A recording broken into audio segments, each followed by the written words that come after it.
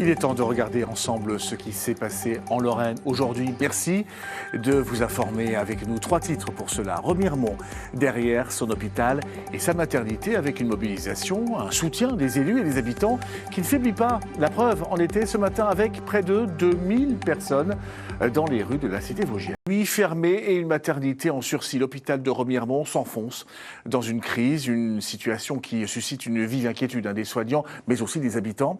Ce matin, près de 2000 personnes venues de toute la région ont défilé dans les rues. Sophie Mercier, Éric Bertrand. Pour l'hôpital public. Sauver l'hôpital de Remiremont, un appel qui a rassemblé ce matin près de 2000 personnes. Dans le cortège, de nombreux soignants désemparés. On est dans une pénurie énorme de médecins et c'est tout à fait normal que j'ai ma place ici aujourd'hui en tant qu'infirmière, parce que si on perd l'hôpital de Remiremont, parce qu'à terme ça sera ça, c'est vraiment une catastrophe pour notre territoire. Il ne reste que des vieux comme moi qui sont déjà à la retraite et qui donnent un coup de main, et un hôpital qui travaille sans cardiologue.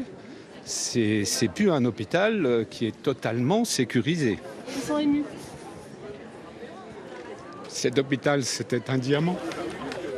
Après la fermeture des urgences de nuit, c'est la maternité qui est en sursis.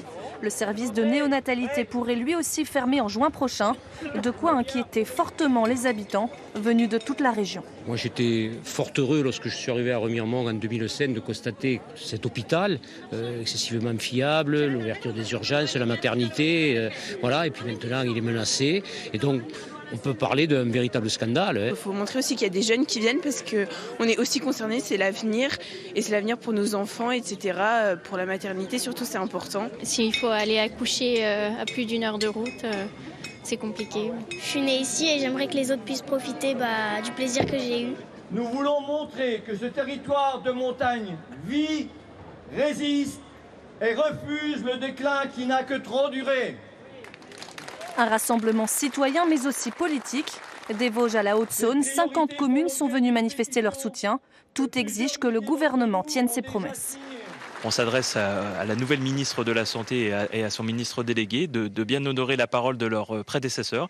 Il avait dit, M. Rousseau, tout l'attachement et l'aspect vital qu'a l'hôpital pour notre secteur. On est certes une zone semi-urbaine et rurale, mais il y a quand même 100 000 habitants. C'est très densément peuplé les Hauts-de-Vosges. Et donc, il y a cette nécessité d'avoir l'hôpital et d'avoir tous ces services. À commencer par la réouverture des urgences de nuit, fermées maintenant depuis 69 jours.